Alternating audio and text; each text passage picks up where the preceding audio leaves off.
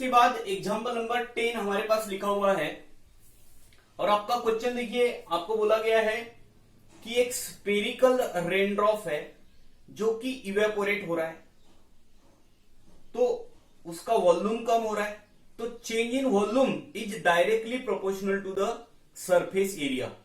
जैसे जैसे उसका वॉल्यूम कम हो रहा है वैसे वैसे उसका सरफेस एरिया भी कम हो रहा है, उसका रेडियस भी कम हो रहा है। समझने वाली बात है। तो उन्होंने वही दिया है कि the rate of change of volume is directly proportional to its surface area. तो जैसे जैसे ये इवेपोरेट होता जाएगा तो उसका वॉल्यूम कम होते जाएगा और उसका सरफेस एरिया भी कम होते जाएगा।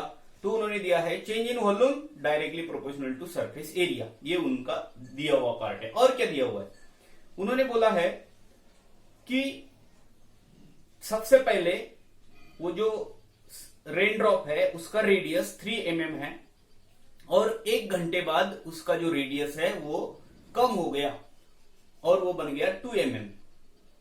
ठीक है, आपको बताना है कि कौन से टाइम पे उसका रेडियस कितना रहेगा, इसका एक फार्मूला बनाना है। तो रेडियस क्या रहेगा पर्टिकुलर टाइम के लिए, तो उसमें रेडियस भी रहेगा उस फार्मूले में और टाइम भी रहेगा। टाइम रखो वहां पे और आंसर निकालो। जैसे ये 1 घंटे बाद 2 mm हो रहा है तो आधे घंटे बाद कितना होगा, तो जहां पे वो फार्मूला रहेगा उसमें टी का वैल्यू रखते जाओ, हाफ आवर, तो आपको आंसर देगा कि उसका रेडियस कितना रहेगा। तो इस तरीके का एक फार्मूला बनाना है जिसमें आर भी रहेगा और टी भी रहेगा। तो दोनों कंडीशन दिए है। इनिशियली वो जो रेनड्रॉप है उसका रेडियस 3 mm है, आफ्टर 1 more hour मतलब 1 घंटे बाद उसका रेडियस 2 mm हो गया। तो एक फार्मूला हमें बनाना है जिसमें कितने टाइम बाद उसका रेडियस कितना रहेगा, इसका हमें फार्मूला बनाना है। तो स्टूडेंट आ जाते हैं, देखो R B the radius of raindrop, V उसका वॉल्यूम है एंड यस उसका सरफेस एरिया है। क्योंकि हमें वॉल्यूम, सरफेस एरिया और रेडियस उन्होंने दिए हैं तो इसलिए हमने उनको नाम दे दिए आर वी एंड यस। अब देखो, तो ये स्फीयर है तो स्फीयर का वॉल्यूम होता क्या है, तो वॉल्यूम होता है 4/3 पाई आर क्यूब और surface area 4 pi R square. ठीक है, यहां तक। अब देखो हमें उन्होंने क्या दिया हुआ है, उन्होंने हमें बोला है गिवन कि change in volume dv upon dt, change in volume directly proportional to its surface area. Surface area को डायरेक्टली प्रोपोर्शनल है। अब देखो therefore dv by dt is equals to minus K S. Okay, क्यों minus लिखा है, क्योंकि यहां पे जो सरफेस एरिया है वो डिक्रीज हो रहा है, वॉल्यूम भी डिक्रीज हो रहा है। तो निगेटिव साइन क्या इंडिकेट करता है, decrease in volume, decrease in surface area. ठीक है, यहां तक।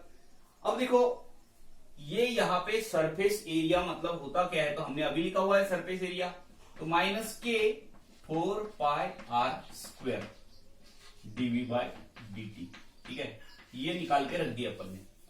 अब नाउ उन्होंने और दिया है कि चेंज इन वॉल्यूम, सॉरी ये जो हमारे पास लिखा हुआ है ऑल्सो वॉल्यूम क्या है, ऑल्सो v इक्वल्स टू है 4/3 पाई आर क्यूब। और क्योंकि हमें जो आंसर है वो t एंड r के फॉर्म में चाहिए तो मैं यहां पे इस वॉल्यूम को डिफरेंशिएट कर देता हूं v को विथ रिस्पेक्ट टू t।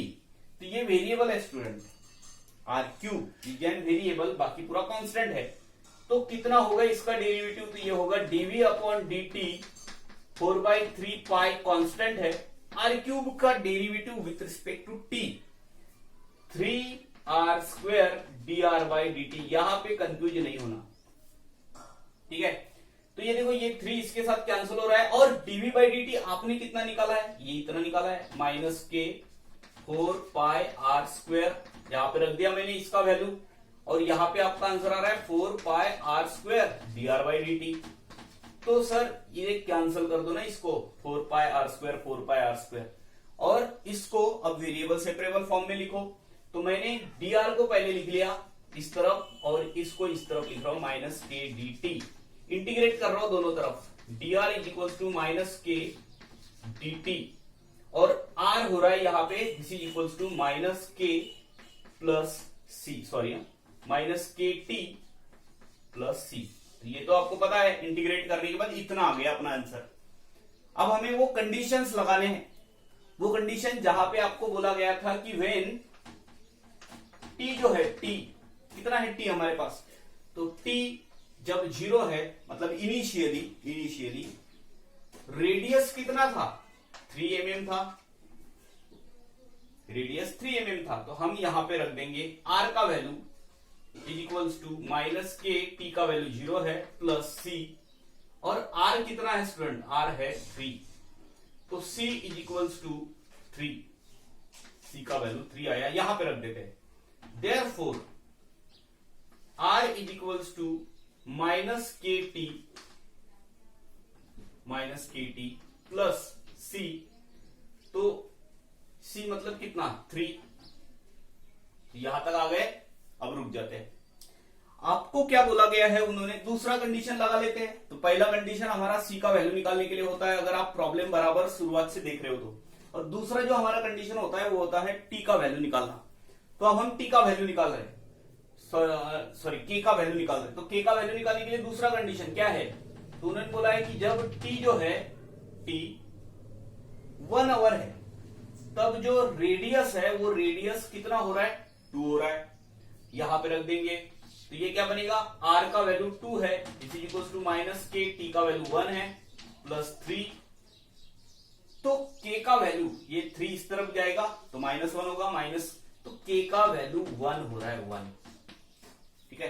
तो k का वैल्यू यहां पे रख देते student. Therefore r equals to यहां पे माइनस के प्लस 3, और सॉरी, यहां पे k का वैल्यू हमने रख दिया, तो t बचा, k का वैल्यू 1, तो माइनस t बचा, यहां पे 1 रख देने से माइनस t। तो r इक्वल्स टू रेडियस, तो हमें तो यही निकालना था ना, रेडियस इज इक्वल्स टू कितना मिला, t माइनस 3 माइनस टी। अब आपको मैं कुछ यहां पे बता रहा हूं, देखो ये हो गया एक्सप्रेशन। तो यहां पे देखो स्टूडेंट, ये जो t है, t, अब मैं ये आपको क्वेश्चन पूछ रहा हूं कि 1 घंटे बाद उसका रेडियस कितना रहेगा। तो हमने t के जगह पे 1 आवर रख दिया, 1, तो रेडियस कितना रहेगा, 2, और वो बराबर भी है, हमने अभी पढ़ा ना कि 3 mm इनिशियली था, अब 1 घंटे बाद 2 mm हुआ, हाफ आवर बाद कितना रहेगा, तो t के जगह पे हाफ रख देना, ठीक है। ऐसे बढ़ते जाएंगे। क्या आप कभी इस t के जगह पे आप बोलोगे कि 4 घंटे बाद उस रेन ड्रॉप का रेडियस कितना रहेगा, तो आपको निगेटिव में आंसर मिलेगा। तो रेडियस तो निगेटिव नहीं हो सकती ना, तो इसका आंसर जो है वो रेन ड्रॉप कब तक वैलिड रहेगा, रेन ड्रॉप कब तक एग्जिस्ट रहेगा, रेन ड्रॉप एग्जिस्ट रहेगा जब तक उसका रेडियस 0 नहीं हो जाता। जिस बार जब 0 हो गया वहां पे रेडियस खत्म। इसका मतलब टी का जो वैल्यू है, मतलब आवर्स है, वो आवर्स जो है इसके बीच में ही ले सकते हो आप। टी का वैल्यू किसके बीच में, 0 से लेके 3 के बीच में ही ले सकते हो स्टूडेंट, क्योंकि अगर आप टाइम जो है 3 आवर्स लेंगे तो रेडियस 0 हो जाएगा, इस केस में रेन ड्रॉप एग्जिस्ट नहीं करेगा, ठीक है। मतलब 3 से लेके 0 के बीच का किसी भी वैल्यू के लिए वो रेडियस का हमको आंसर देते जाएगा। तो ये हो रहा है आपका एग्जांपल नंबर 10।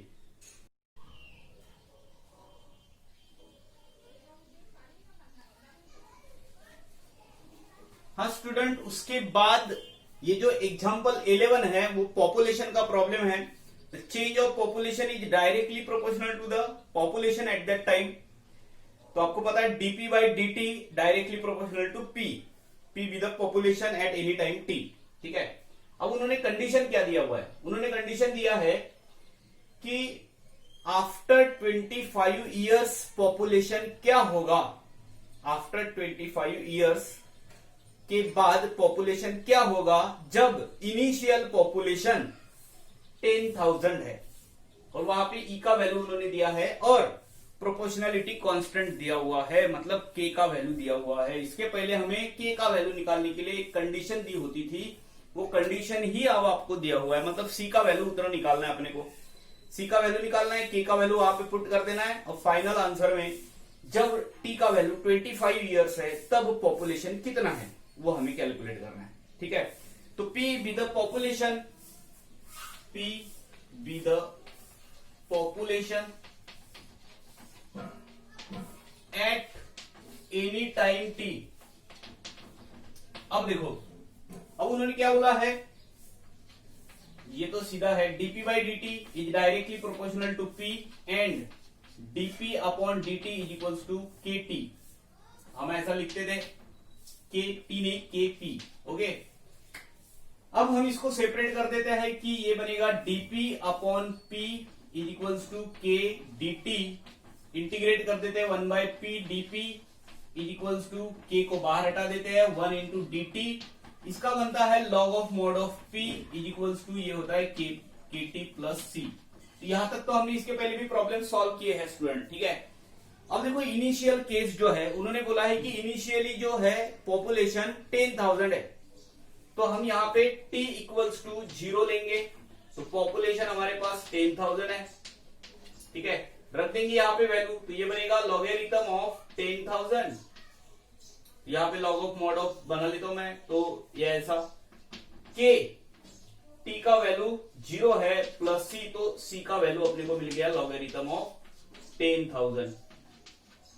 ठीक है, अब देखो स्टूडेंट, ये जो है लॉगरिथम ऑफ 10,000, तो मैं ये इसको यहां पे रख देता हूं, और ये हमेशा से करते आ रहे हो आप, logarithm of p is equals to logarithm k into T plus logarithm of 10,000।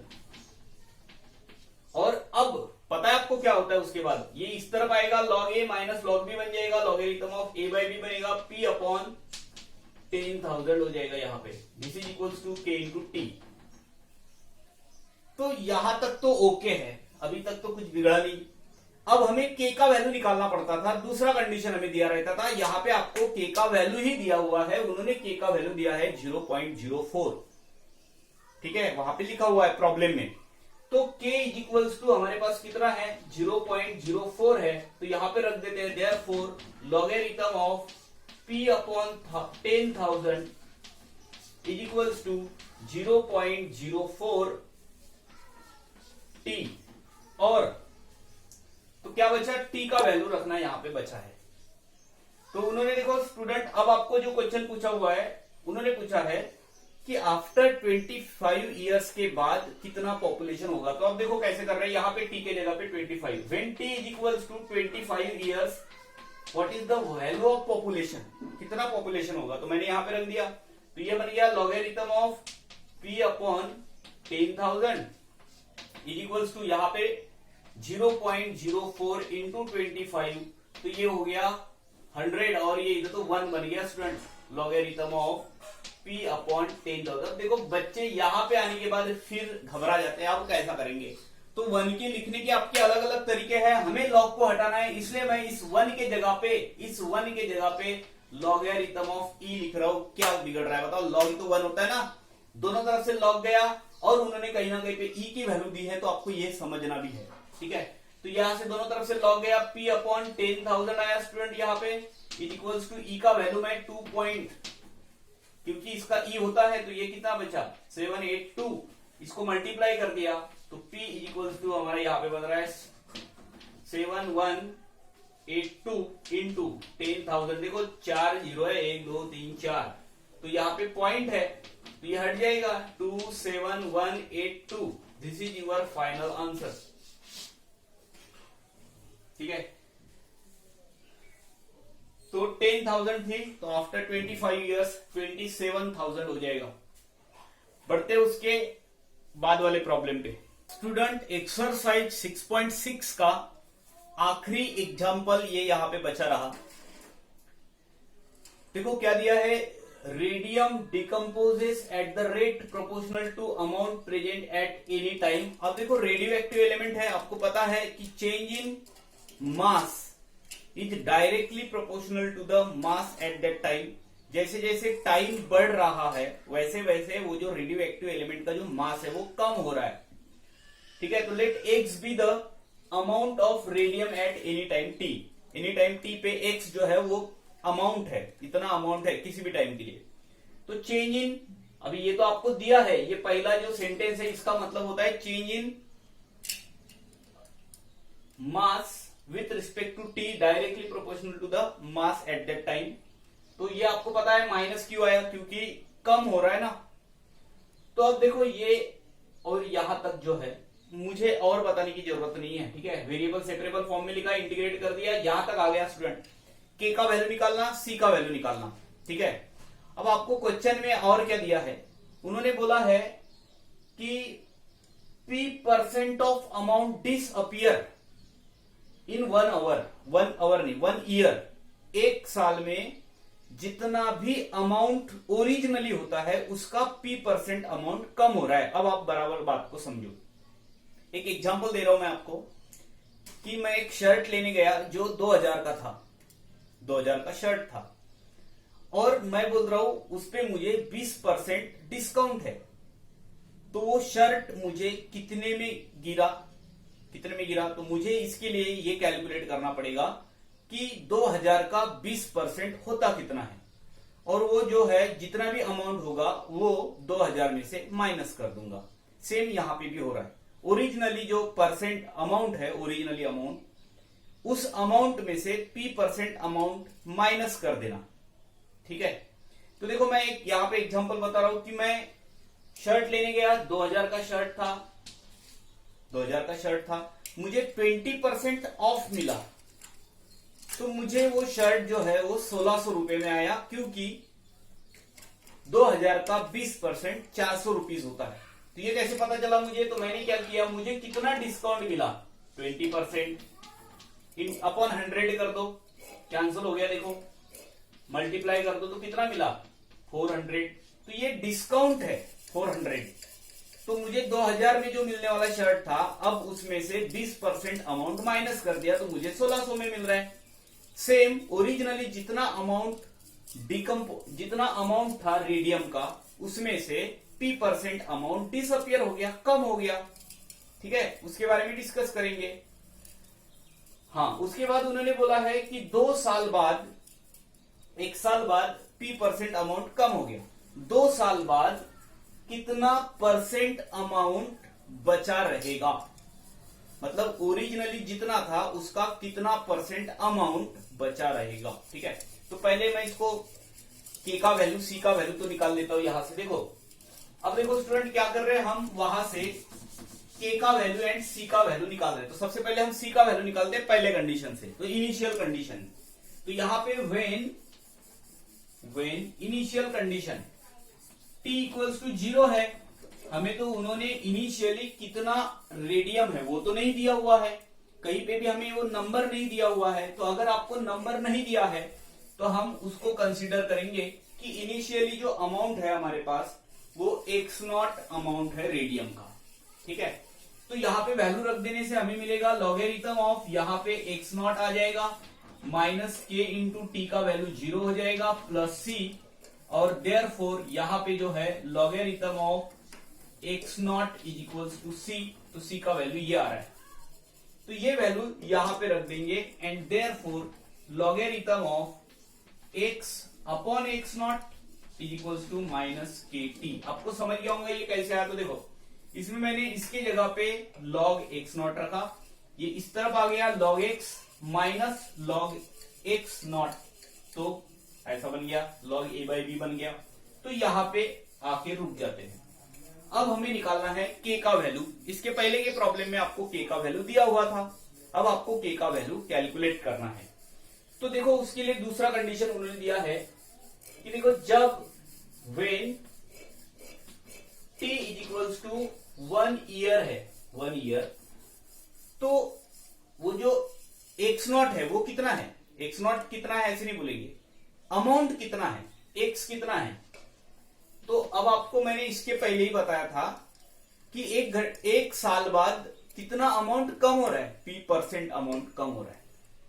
Originally जो अमाउंट है वो हमने बोला x0 है, तो x0 का P%, अभी जो मैंने एग्जांपल बताया था 2000 का 20% कैसे निकाला था हमने, 2000 इंटू 20 अपॉन 100, 400 रुपया आंसर आया था। तो 400 जो है वो 20% अमाउंट है, ओरिजिनल में से 20% अमाउंट माइनस कर दिया। यहां पे भी वही कर रहे हैं हम। ओरिजिनली जो अमाउंट है हमारे पास एक्स नॉट है, तो एक्स नॉट में से एक्स नॉट का 20% P% निकाल के माइनस कर देना। तो ये कैसे करेंगे? तो ओरिजिनल में से जितना अमाउंट हमारे पास ओरिजिनली था उसमें से ओरिजिनल का P% माइनस कर देना। P% क्या होगा? P% क्या होगा? जैसे हमने इसके पहले कैलकुलेट किया था 2000 इंटू 20/100, ये होता है 20%। तो P% अमाउंट क्या होगा ओरिजिनल के? X not into P/100। ये इतना अमाउंट ओरिजिनल अमाउंट में से माइनस कर दिया। ये है P% अमाउंट। P% इतना परसेंट अमाउंट ओरिजिनल में से माइनस कर दिया। आपको तो समझता है ना कि किसी अमाउंट का 20%, 30%, 40% कैसे निकाला जाता है? वो अमाउंट इनटू जितने का डिस्काउंट है वो अपॉन 100, वो अमाउंट इनटू P%/100, P% नहीं P/100। तो P% अमाउंट इसमें से माइनस कर दिया। तो ये कितना मिला? X naught 1 minus P/100। तो ये जो है x का वैल्यू यहां पे रख देंगे। देयरफॉर हमें k का वैल्यू निकालना है। Logarithm of x naught 1 minus P/100 upon यहां पे रख देते हैं x naught is equal to minus KT। तो एक्स नॉट कैंसिल हो गया, तो बचा कितना रहा? लॉगरिथम ऑफ 1 माइनस P/100, ये बचा रहा माइनस KT। यहां तक अभी तक तो कोई प्रॉब्लम नहीं है। तो हमें किसका वैल्यू निकालना था स्टूडेंट? हमें k का वैल्यू निकालना था। तो सॉरी, t का वैल्यू यहाँ पे 1 रखना था, अपने को 1 रख दिया, तो k का वैल्यू तो मिल गया। c का वैल्यू मिल गया पहले कंडीशन से, दूसरे कंडीशन से k का वैल्यू मिल गया। तो माइनस k को उठा के हमें इस वैल्यू को यहां पे रख देना है। ठीक है। Therefore logarithm of x upon x not यहां पे रख देते हैं। t को आगे लिख लेता हूं मैं, t आगे लिख लिया, और माइनस k का वैल्यू ये यहां पे पुट कर दिया। तो ये कितना है हमारे पास? Logarithm of 1 minus P/100। तो t को पावर में लेके जाना, लॉग को दोनों तरफ से कैंसिल कर देना। x upon x naught is equals to 1 minus P/100। अब पावर में लिख लेना t, पावर में लिख लेना t। ओके, पावर में गया, दोनों तरफ से लॉग कैंसिल हो गया। और x का वैल्यू, तो मैं अगर यहां पे x का वैल्यू जो है वो लिख लू एक्स नॉट 1 माइनस P/100, तो कोई प्रॉब्लम नहीं होना चाहिए ये। तो इतना। अब यहां पे देखो, अब आपका क्वेश्चन है कि आफ्टर 2 इयर्स कितना परसेंट अमाउंट बचा रहेगा। तो मैं यहां पे लिख रहा हूं कि व्हेन t का वैल्यू 2 इयर्स है, 2 इयर्स है, तो x कितना होगा? तो ये होगा कितना? x is equals to x naught 1 minus P/100 और पावर में आएगा 2।